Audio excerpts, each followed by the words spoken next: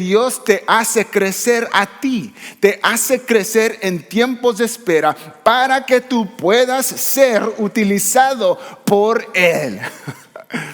En la espera, Dios te hace crecer.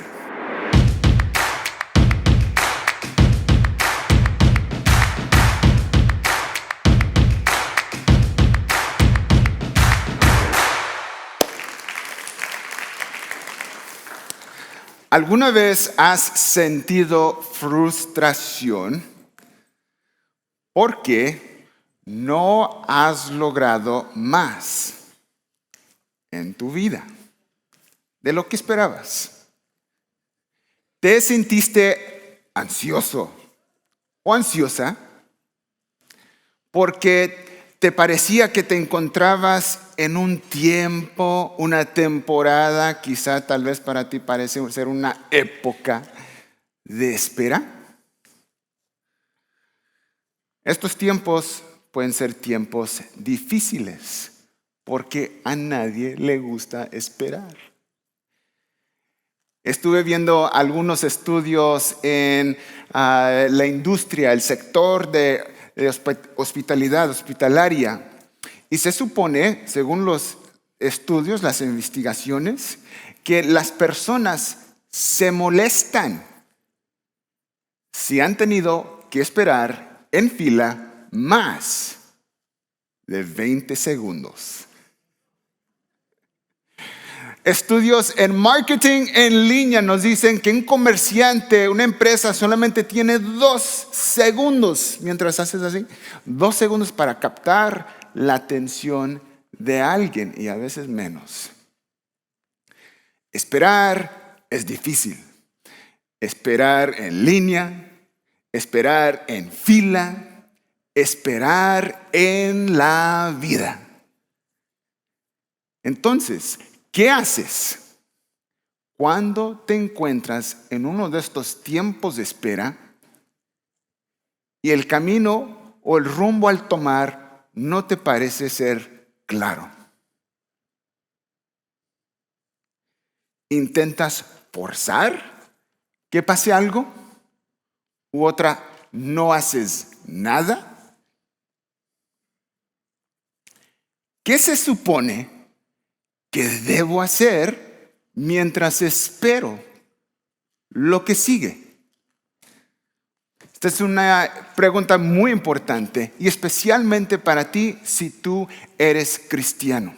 Y el día de hoy la palabra de Dios nos va a dar su respuesta a través de la vida de Pablo. Y lo que vamos a través de la vida de Pablo es que en ese tiempo de espera que Pablo experimenta, Dios lo hace crecer para él poder ser utilizado por él. Entonces, ¿de qué estamos hablando el día de hoy, Stonebriar? Hoy estamos hablando de que Dios te hace crecer a ti, te hace crecer en tiempos de espera para que tú puedas ser utilizado por Él. En la espera, Dios te hace crecer. Ahora mismo, si tú te sientes en uno de estos tiempos, en una de estas épocas, si te sientes frustrado, si te sientes ansioso, hoy, puede ser que te sientas listo, pero es posible que no sea tu momento. Ahora, vamos a ver cómo sucede esto en la vida de Pablo. Si tienes su Biblia, es Hechos capítulo 9. Hechos capítulo 9, yo estoy leyendo de la Nueva Traducción Viviente. Hechos capítulo 9, versículo 20 dice, mira, un poquito de contexto. Pablo, vimos que la semana pasada tuvo un encuentro con Dios en el camino a la ciudad, a Damasco, a donde iba. Ahora él es cristiano, ha sido bautizado y de inmediato, enseguida, versículo 20, comenzó a predicar acerca de Jesús en las sinagogas diciendo, Él es verdaderamente el Hijo de Dios. Amén.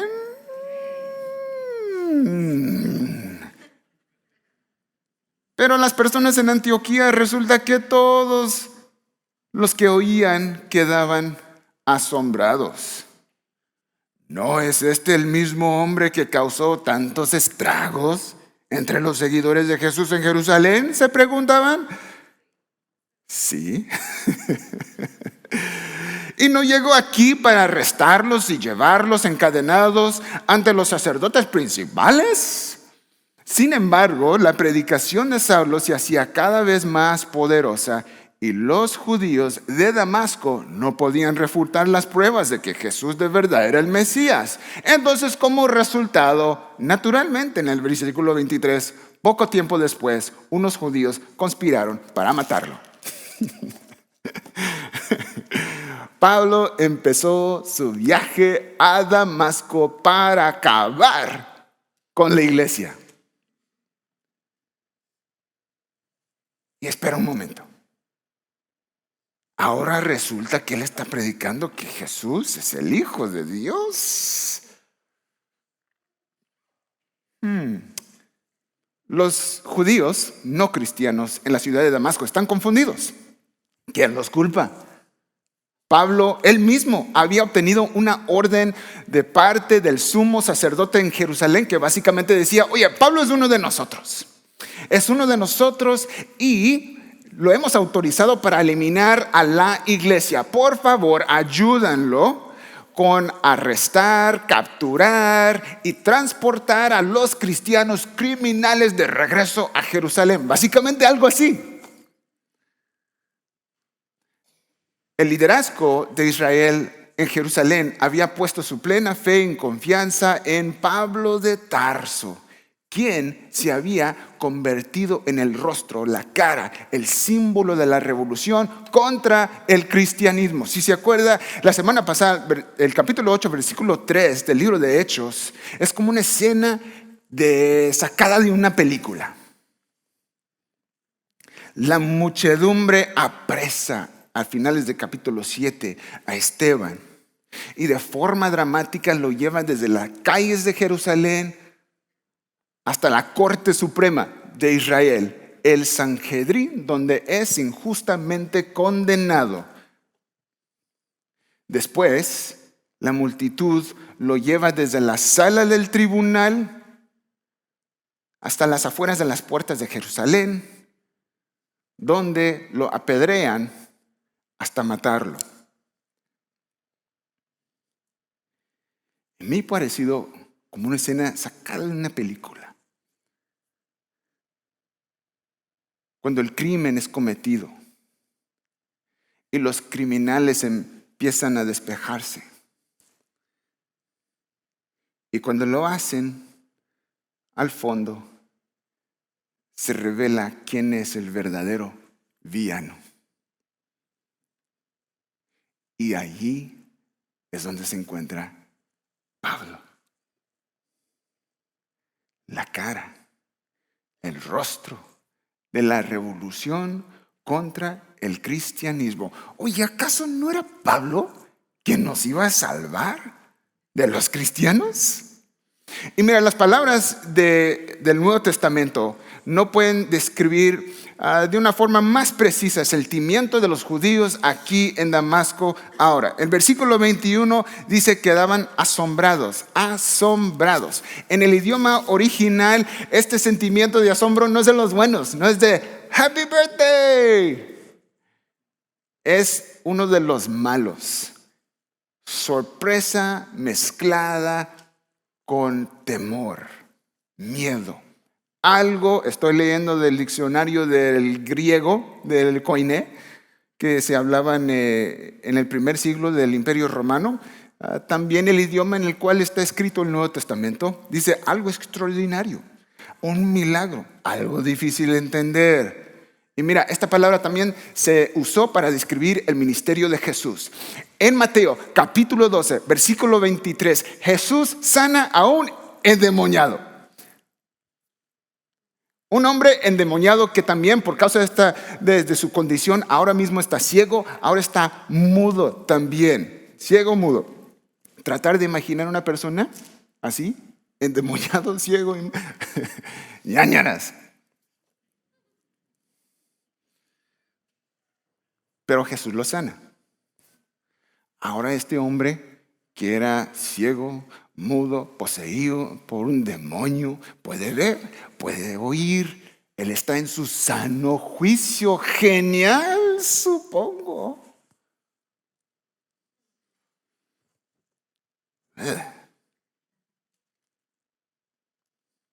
Pero ¿cómo fue capaz Jesús de hacer tal cosa?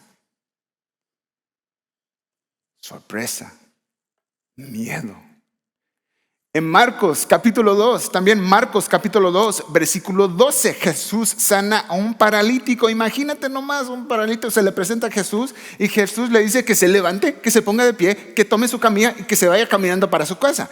Y luego el Señor se levanta, toma su camilla y se va bien muy campete para su casa. Jesús, dice el versículo 12, el capítulo 2 de Marcos, nunca hemos visto algo así. Tipo de asombro que provoca un poco de miedo, tal vez pánico, porque es el tipo de cosas que desafían el statu quo. Tú pensarías, pues en este mundo, al menos en la vida cotidiana, las personas ciegas, mudas, endemoniadas no se sanan al instante. En el curso normal de las cosas, una persona paralítica no se sana instantáneamente porque nosotros entendemos que hay cosas que deben suceder. O sea, los huesos se tienen que parar firmes, rectos. Los músculos tendrían que crecer, los ligamentos, los tendones tendrían que estirarse. Miedo, asombro. Ahora no es posible que un asesino como Pablo, ahora que piensa, bueno, que pensaba que Jesús y la iglesia es la mayor amenaza para la sociedad, que ahora esté diciendo la misma cosa que los cristianos, que Jesús está vivo.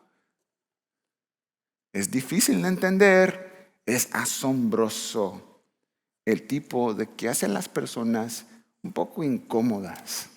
Versículo 21, asombro. Versículo 22, no podían refutar.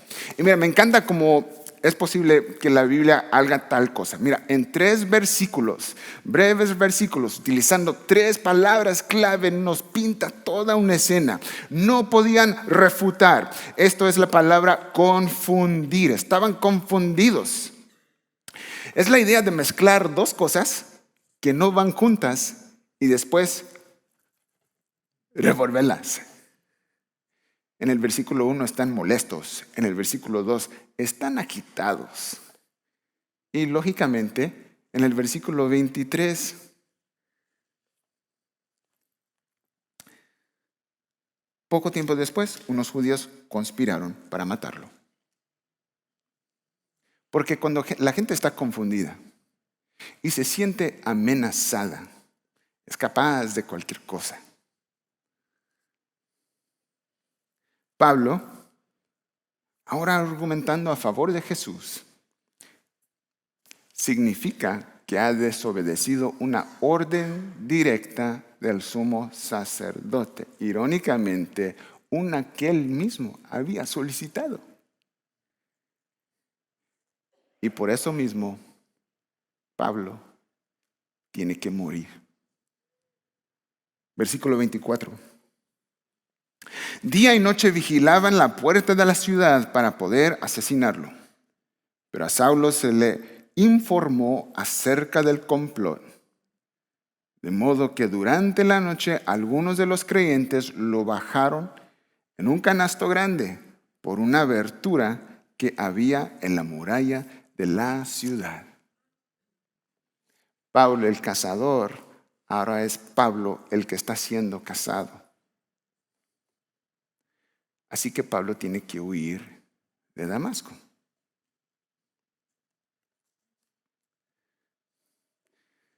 Mira, se puede ver desde un principio el potencial de Pablo.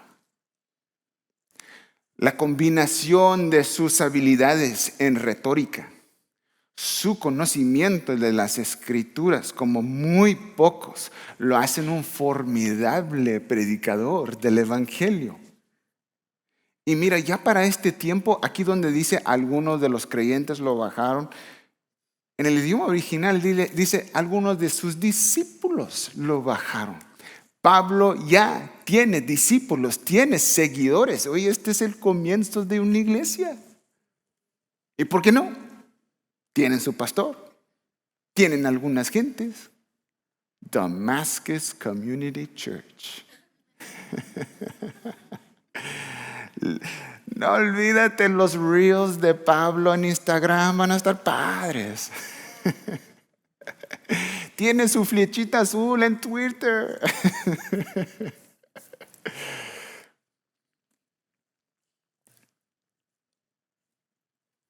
Damascus Community Church. La iglesia de más alto crecimiento en los Estados Unidos. El Medio Oriente.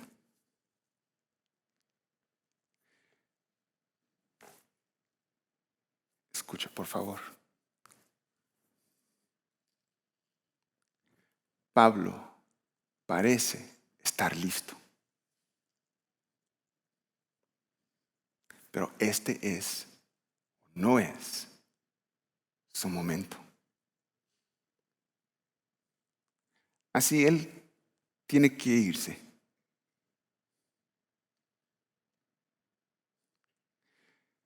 ¿Alguna vez pensaste o quisiste, anhelaste, soñabas que algo iba a pasar?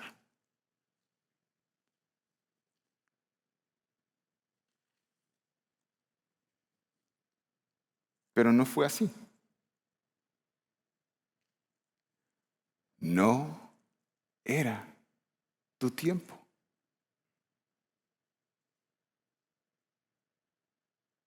Porque lo que aprendemos a través de todo esto es que estar listo estar casi listo, no es lo mismo que estar listo. ¿Hoy alguna vez probaste tamales que eran casi listos?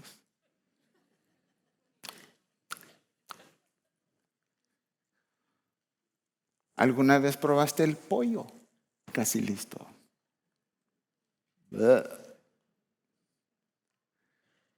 Así que tú sabes que casi listo no significa listo. Significa casi listo.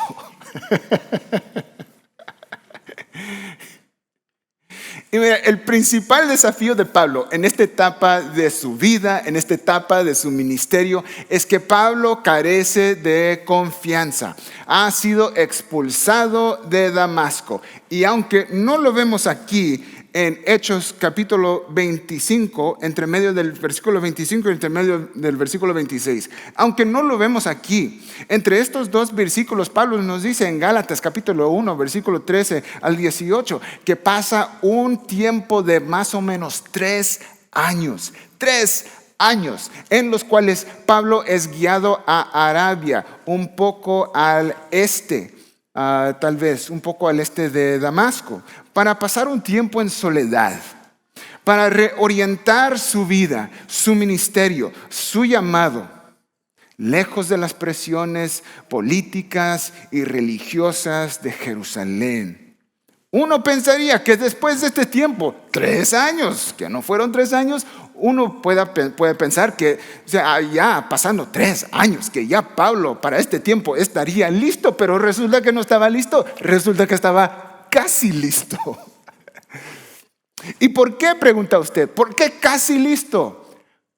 Porque Pablo era un asesino. Y la última vez que tú te acuerdas o te recuerdas ver a Pablo, tú te recuerdas que tú lo viste arrastrar por el suelo, tu abuela, tu madre, tu padre, desde la iglesia hasta la cárcel.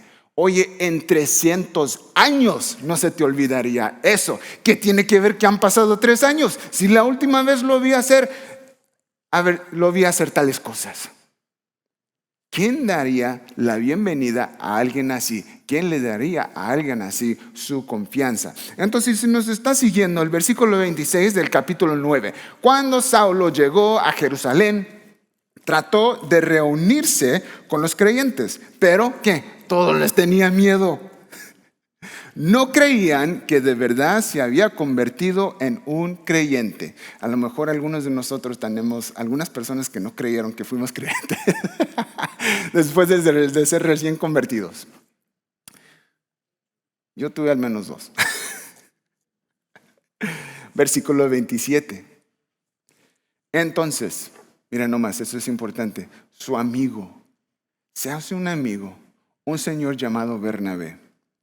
Se lo llevó a los apóstoles y les contó cómo Saulo había visto al Señor en el camino a Damasco y cómo el Señor le había hablado a Saulo. También les dijo que en Damasco Saulo había predicado con valentía en el nombre de Jesús. La lección más grande que he aprendido en el liderazgo, y lastimosamente yo siento tal vez un poco demasiado tarde en la vida, y lo he aprendido principalmente en los últimos 4 años que he estado aquí con ustedes en Stonebriar, que lo más valioso que uno puede tener como líder es la confianza. Si en algún momento tú has liderado algo, una empresa, un equipo, una familia, tus propios hijos, si en algún momento tú has liderado a algo o a alguien, entonces tú sabes que si la gente no confía en ti, no te seguirá. Si tú no estás buscando el beneficio de los demás, entonces estás buscando beneficiarte tú mismo. Y mira, esto no es ningún secreto. Me imagino que lo sabes, que todos pueden adivinar que eso es cierto de ti. He aprendido a veces de la manera difícil la diferencia entre predicar a las personas y predicar para las personas.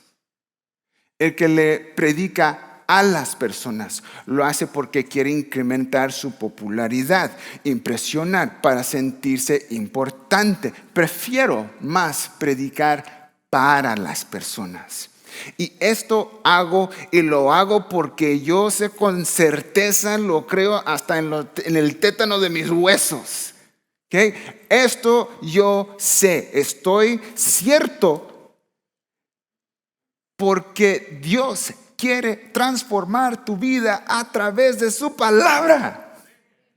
Predicar para la gente, para ayudar a los que sienten que no pueden, que sí pueden, para ayudar a las personas que están atrapadas o se sienten atrapados en pensamientos negativos o patrones de relaciones rotas, para ver una nueva visión para su vida, para en que en cualquier momento en tu vida en el que te encuentras, tú puedes saber que sin embargo de lo que está pasando a tu alrededor o en tu casa, en tu propia casa, tú todavía puedes ser todo para lo que Dios te hizo, para lo que fuiste llamado.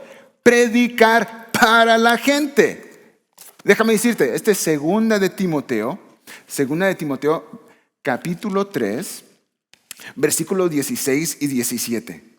Dice, toda la escritura es inspirada por Dios y es útil para enseñarnos lo que es verdad y para hacernos ver lo que está mal en nuestra vida. Nos corrige la palabra de Dios cuando estamos equivocados. Nos enseña a hacer lo correcto. Dios la usa para preparar y capacitar a su pueblo para que haga toda buena obra. Predicar para la gente. Cuando alguien predica a la gente, está predicando para sí mismo. Pero cuando alguien predica para la gente, es para que la palabra de Dios salga y haga su obra, a darle nueva vida a tu alma sedienta. prefiero predicar para la gente. Pero esto es verdad de cada uno de nosotros. Para que tú estés en la mejor posición de hablarle a las almas de la gente en tu vida, tú vas a requerir confianza. Y confianza es lo que Pablo aún no tiene. Si nos está siguiendo, es el versículo 29 de Hechos, capítulo 9. Pablo debatió con algunos judíos que hablaban griego. Judíos que hablaban griego. ¿Sabes quiénes son estos? Los de sangre latina que crecieron hablando inglés. Y que hacen el esfuerzo por toda su vida para aprender su lengua. Yo no conozco a nadie así. Tal vez ustedes sí conocen a una persona así. Debatió con algunos judíos que hablaban griego, pero ellos trataron de matarlo. Oye, otra vez. Cuando los creyentes se enteraron, ahora están en Jerusalén, cuando se enteraron, lo llevaron a Cesarea, no Cesarea, y lo llevaron a Tarso, su ciudad natal. Pablo es muy inteligente, tiene una tremenda preparación en las Escrituras, así como muy poco. Pero lo que no posee es la confianza de los demás. Está casi listo, pero aún no está listo.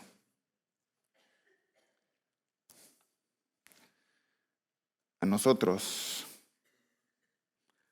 los pecadores, a nosotros no nos gusta que alguien nos diga que a lo mejor no estamos listos para algo. Oye, ¿quién eres tú? ¿Quién te crees? ¿Cómo sabes tú que yo no estoy listo? ¿Y tú cómo puedes adivinar? Bueno, con tu actitud ahora mismo. ¿Cómo sabes que yo no estoy listo? No somos buenos para esperar. Queremos lo que queremos y lo queremos ahora.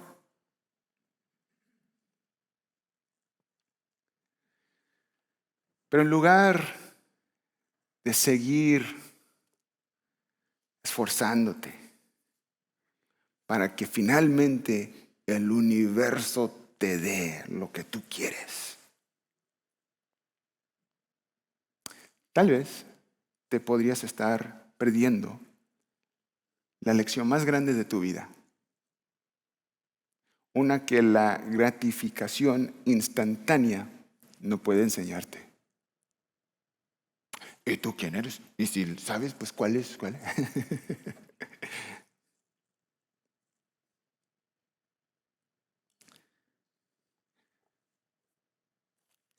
Con todo el amor y con todo el respeto, la lección que necesitamos aprender tal vez sea la siguiente. Que para pasar de estar casi listo a estar listo, tendrás que ser fiel.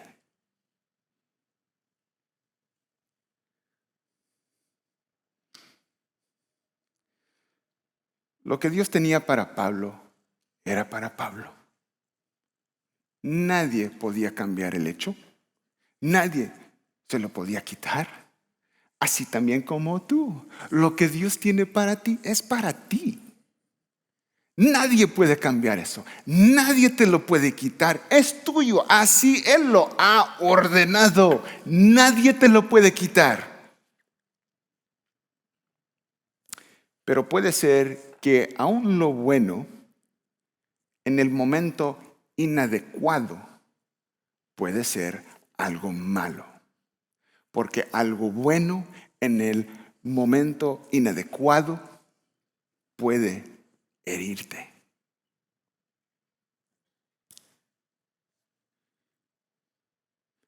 ¿Por qué la fama suele arruinar a las personas? ¿Por qué el éxito a menudo no hace que las personas sean personas con valores morales? ¿Cómo es posible que algo como el dinero puede incrementar posesiones a tu vida y también restar calidad a tu vida? Aún lo bueno, en el momento inadecuado, puede ser malo, puede herirte. Pero mira la misericordia de Dios. El tiempo es un proceso por el cual Dios trae buenas cosas a nuestras vidas. Un niño primeramente necesita el tiempo para aprender a gatear, para después poder aprender a caminar. El cemento echado para servir como los cimientos de una casa necesita tiempo para endurecerse antes de que puedas construir la casa sobre él. Un manzano necesita tiempo para madurar antes de que sus ramas puedan soportar el peso del fruto maduro. Dios entiende este proceso. Él lo inventó. Y Él usó el tiempo para curar a Pablo. Durante esos 3 años en Arabia, ¿cuál fue el obsequio más grande? Tiempo para sanar su corazón, su mente, para poder nuevamente evaluar su vida y reorientar lo que verdaderamente era importante.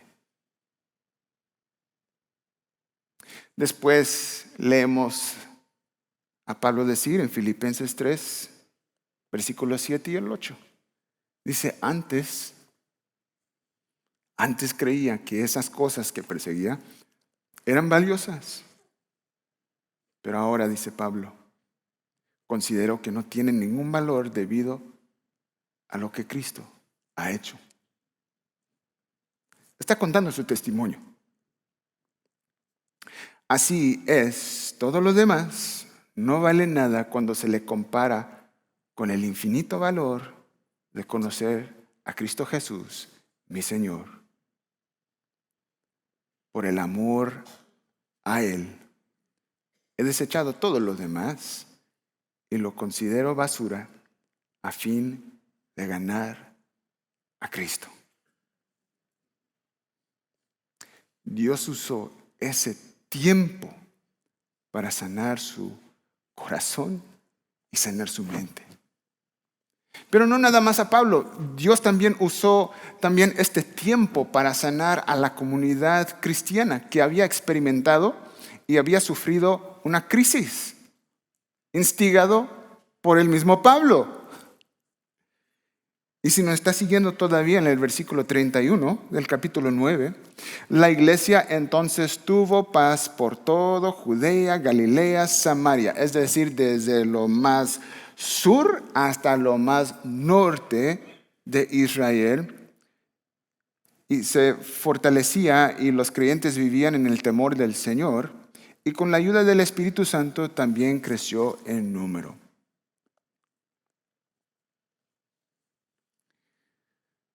Primero, Pablo no estaba listo. En segundo lugar, estaba casi listo. Hoy esto se está poniendo un poco frustrante. ¿Para cuándo iba a estar listo? ¿Qué más le faltaba hacer? ¿Ahora qué debería hacer?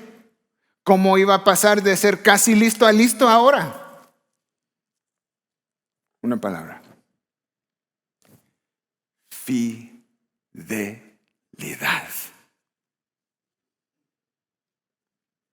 Fidelidad. Para pasar de estar casi listo a ser o estar listo. A todos nos toca tener que aprender cómo ser fiel. Pablo, si se recuerda, después de escapar a sus intentos de asesinato, lo enviaron de nuevo para Tarso, su ciudad natal. Fíjese, donde estuvo por los próximos 10 años. ¿Usted cree que no hubo un momento en que Pablo se sintió frustrado?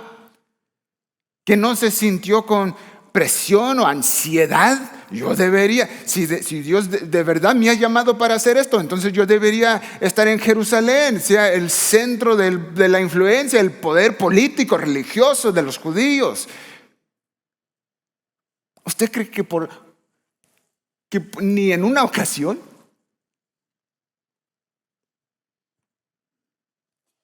¿Qué hizo ahí?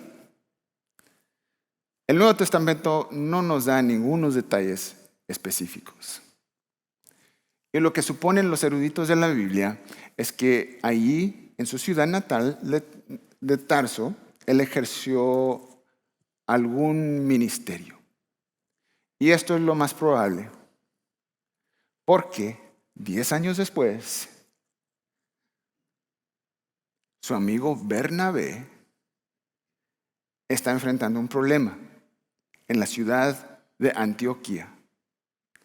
En esta ciudad ha experimentado la iglesia un crecimiento explosivo.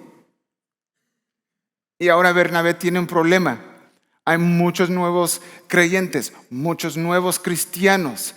¿Dónde va a encontrar a alguien que posee lo más alto nivel de preparación en las Escrituras?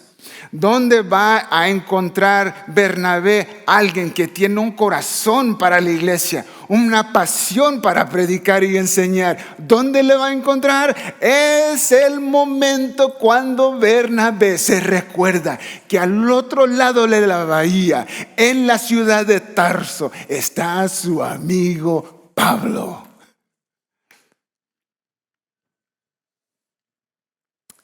Y lo que descubrimos es que Pablo ahora está listo. Está listo.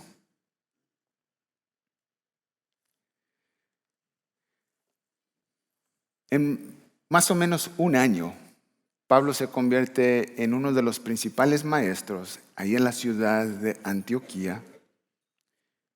Y poco después,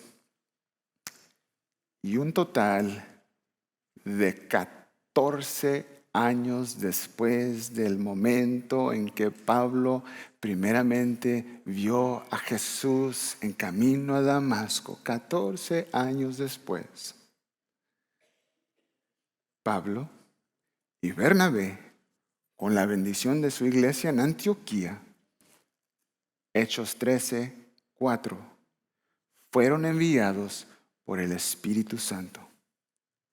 Descendieron hasta el puerto de Seleucia y después navegaron hacia la isla de Chipre, que se convirtió en la primera parada del primer viaje misionero de Pablo. Y el resto es historia. Si en algún momento Pablo se iba a convertir en el misionero más grande de toda la historia del mundo, casi listo, no iba a ser lo suficiente. Tuvo que reconocer y abordar la forma en que su antigua vida lo había afectado a él, a su propia persona y también a los demás cristianos. Él necesitaba madurar durante esos 10 años en Tarso, de la fe nueva y joven a la fe comprobada y probada. Si alguna vez Pablo iba a poder pasar, si alguna vez Pablo iba a pasar de estar casi listo a estar listo, él tendría que aprender cómo ser fiel. Durante 10 años en espera, en Tarso, cómo ser fiel.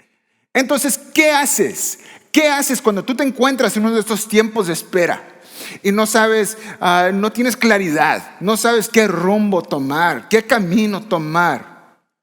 Tú permaneces fiel. Yo permanezco fiel.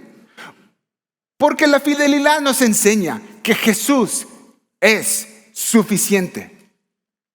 Ser fieles no depende de las bendiciones de Dios ni el del favor de Dios. Nosotros lo entendemos al revés. Lo entendemos al revés porque nosotros vacilamos, tendemos a vacilar en nuestra fidelidad cuando no nos sentimos lo suficientemente bendecidos. Pero la fidelidad nos enseña que Jesús es suficiente. ¿Quién Él es? ¿Quién es Él? Es suficiente. ¿Quién te hizo ser? Es suficiente.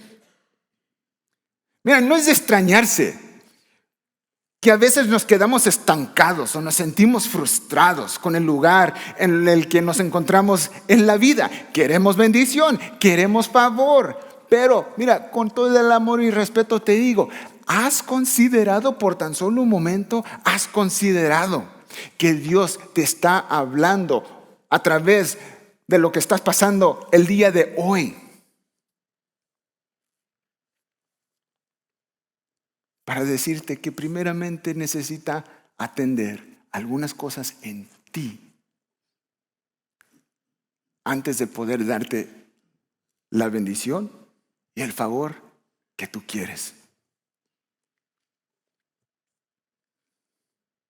Si tú y yo no podemos aprender a ser fieles, ¿qué esperamos? ¿Qué esperanza tenemos nosotros poder pasar de ser casi listos o estar casi listos a estar listos?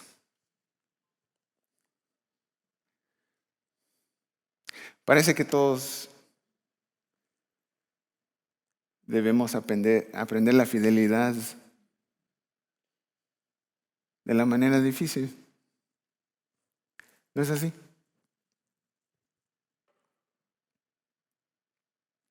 Pero nunca estás solo.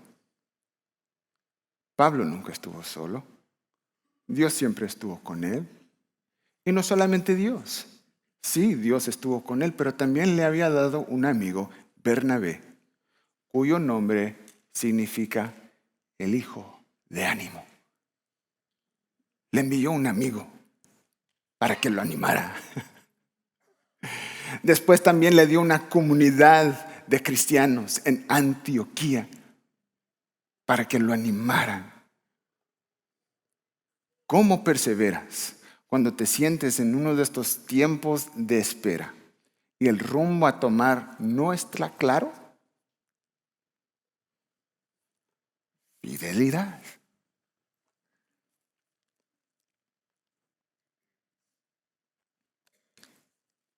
Entonces a nosotros yo creo que nos toca igual como Pablo, someternos al proceso de Dios para nuestras vidas.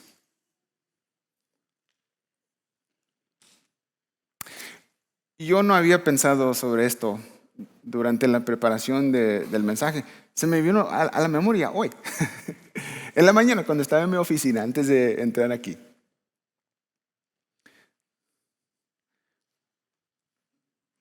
En el 1999 asistí a un instituto bíblico con la denominación que existía en aquel entonces, 1999. Y el maestro principal del instituto siempre me decía a mí y a mi hermano en aquel entonces, mira, si ustedes dos quieren servir en el ministerio, si quieren ser pastores, les voy a sugerir que asistan a algún seminario. 1999. ¿Sabe cuándo llegué al seminario? 2013. 14 años después.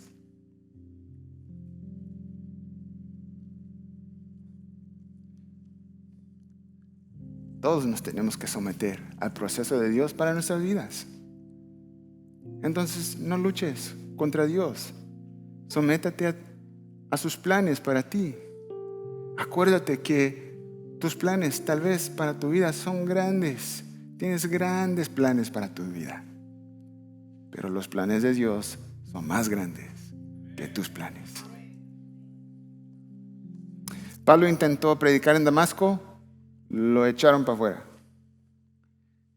Intentó predicar en Jerusalén, lo echaron para afuera. Se fue a vivir a Tarso. En ese tiempo de espera. Pero después regresó listo. Ahora quiero que pienses en estos momentos en tu vida donde hubieras practicado la fidelidad al proceso de Dios para tu vida, pero en cambio tomaste otro camino. ¿Cómo te resultó? ¿Cómo te resultaron tus relaciones?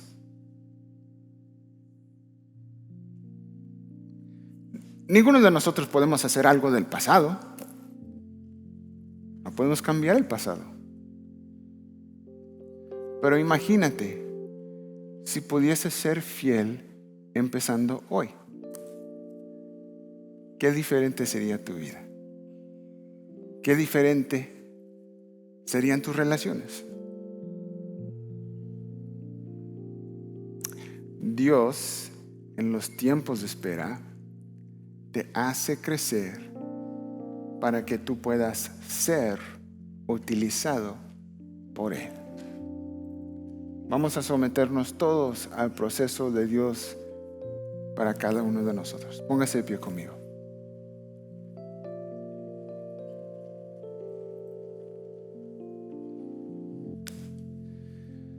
Señor, nosotros, los seres humanos, hacemos planes. Y hacemos grandes planes. Cosas que queremos hacer, lugares donde queremos visitar. Pero ayúdanos a entender, especialmente en estos tiempos de espera, que tus planes siempre fueron mucho más grandes que los nuestros. Que en los tiempos de espera debemos ser fiel. Y cuando somos fiel, tú nos haces crecer para poder ser utilizados. Así que ponemos nuestras vidas en tus manos, no mañana, no más tarde, hoy, ahora. Ahora mismo, este es el momento, Señor. Señor, sea misericordioso con nosotros y perdónanos, Señor, a cada uno. Perdónanos, Señor, por tomar nuestro propio camino, por luchar contra ti, contra tu voluntad, contra tus planes, Señor. Perdónanos. Mira un momento, si usted no es un seguidor de Cristo, ahora mismo, si tú no eres un cristiano, yo creo que también este es tu momento. Y si tú no eres un cristiano, seguidor de Cristo, tú puedes hacer esta oración ahora mismo conmigo. Señor Dios, perdóname por mis pecados. Me he extraviado, pero vengo a tus pies, Señor Jesús, el día de hoy. Perdóname, cámbiame, muéstrame lo que es vivir una vida fiel, dedicada, entregada. Gracias, Señor Jesús, por tu misericordia y por ser parte de mi vida. Que Dios me los bendiga, Stonebriar. Un fuerte abrazo. Amén.